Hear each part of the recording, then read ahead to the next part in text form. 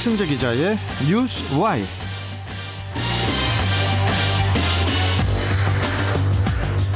자, 백승재 기자, 안녕하세요. 안녕하세요. 중부일보 백승재입니다. 예. 자, 앞으로 화재가 발생을 하면 소방대원들이 건물 안에 구조 대상자의 위치를 조금 더 신속하고 정확하게 파악을 해서 구조할 수 있을 것으로 보입니다.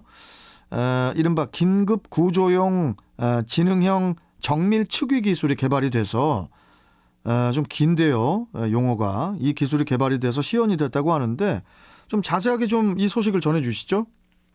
소방청은 긴급 상황에서 구조 대상자와 구조대원의 실내 위치를 파악하는 긴급 구조용 지능형 정밀 측위 이 기술을 개발 현황을 점검하고 시연하는 것을 어제 과학기술정보통신부와 합동으로 실시했습니다. 대전 소방본부 119 특수구조단에서 열린 행사에는 경찰청, 정보통신기획평가원, 한국전자통신연구원, 사업참여 대학 및 업체 관계자들까지 참석했는데요. 긴급구조용 지능형 정밀 측위 기술 개발 사업은 2019년부터 과기정통부, 소방청, 경찰청의 다부처 협력 사업으로 추진됐는데 내년에 완료하는 것을 목표로 개발 중입니다. 이번 시연에는 3차원 정밀 측위 플랫폼과 소방대원 위치정보 시스템 기술을 선보였습니다. 새로운 긴급구조 측위 기술이 나왔다고 하니까 앞으로 더 많은 생명을 살릴 수 있을 것으로 기대가 되는데 조금 더 구체적으로 이 부분 좀 설명해 주시죠. 3차원 정밀 측위 통합 플랫폼은 정밀 측위 기술인데 기존 2차원 위치 정보에서 3차원 위치 정보를 제공하는 것인데요. 고층 건물이 많은 도심에서 더 빠른 구조를 가능하게 하는 기술입니다. 그리고 소방대원 위치정보 시스템은 기존의 무선 통신 인프라 활용이 불가능한 재난 현장에서 소방용 전용 단말기를 통해서 소방대원과 구조 대상자의 측위 정보를 자체적으로 확보하는 기술입니다. 어제 한 구조 시연은 가상의 화재 건물 내에 고립된 구조 대상자의 휴대폰 센서 정보를 활용해서 수직, 수평 위치를 확인하고 소방대원과 시연 참석자들이 직접 건물에 진입해서 위치 정보를 동시에 관제하면서 구조를 했습니다. 네. 그러니까 다시 한번 설명드리면 맨 처음에 구조 요청이 오면 초기 정밀 측위 화면으로 상황을 확인하고요. 이후 소방대원들은 소방차로 탑승해서 화재 현장으로 이동해서 소방대원들이 화재 현장에 진입하고 정밀 측위 장비를 기반으로 구조자의 위치를 탐색해서 구조를 완료하게 됩니다. 화재가 발생할 때마다 매번 안타깝게 사망사고가 발생하는 일이 상당한데요. 단 하나의 생명이라도 좀 더 안전하게 구하기 위해서는 이 기술이 좀 더 이렇게 하루 빨리 현장에 적용이 되어야 할 텐데 정부는 언제 이 기술을 적용을 하게 되는 거죠?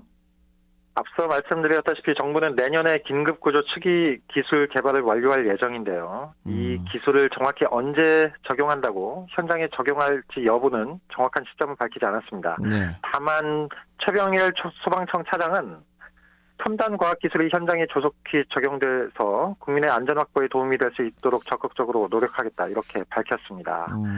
그리고 임혜숙 과기정통부 장관은 그동안 산업계와 학계, 연구계의 정밀 측위 기술 연구 성과가 실제 구조 현장에 적용되고 확산돼서 국민의 안전에 실질적으로 기여할 수 있기를 바란다고 밝히면서 특히 지난 6월 쿠팡 물류센터 화재와 같은 가슴 아픈 일이 발생하지 않도록 정밀 측위 기술 개발을 위한 정책적 지원을 아끼지 않겠다고 강조했습니다. 예.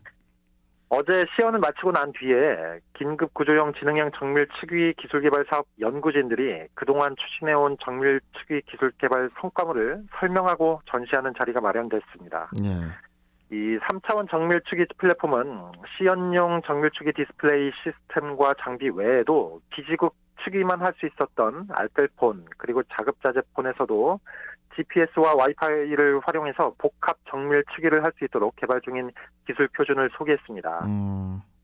시연에서 활용된 무선신호 수집용 안테나와 소방대원 위치 추적 안전화 등도 전시됐는데요.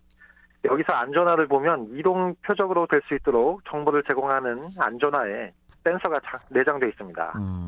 그리고 경찰관이 구조 추적 대상자의 위치를 파악할 수 있도록 개발한 LTE 기반 신호 수집기와 지향성 안테나 등도 전시됐습니다. 그렇군요. 자, 그리고 소방의 기술 발전에 대해서 조금 더 소식을 전해드리겠습니다. 지붕과 벽을 뚫고 화재를 진압하는 이른바 무인 파괴 방수차가 충남 소방본부에 도입이 됐다고 하는데요. 이 내용을 좀 설명해 주시죠. 충남 소방본부는 어제 무인 파괴 방수차 한 대를 천안 서북 소방서에 배치해서 본격적인 운영에 들어간다고 밝혔습니다. 예.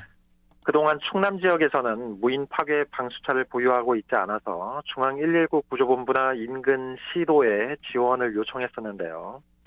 차량이 도착하기까지 오랜 시간이 걸리고 이마저도 불가능한 상황에서는 중장비를 활용하거나 대원들이 소규모 장비로 오랜 시간 작업을 해야 했는데요. 이에 따라 충남 소방본부는 지난 2월부터 무인 파괴 방수차 제작에 착수해서 차량을 완성했습니다.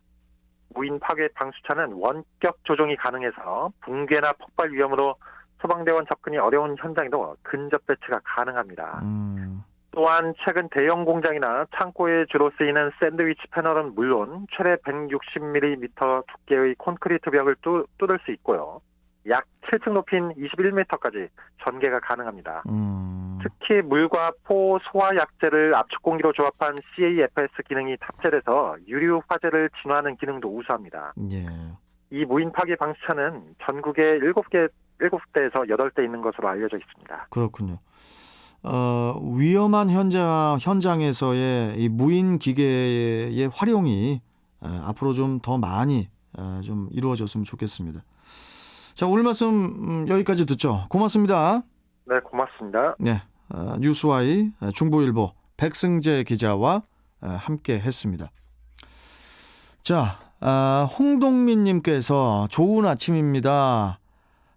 그나저나 일산대교가 다시 유료화가 된다니 잠시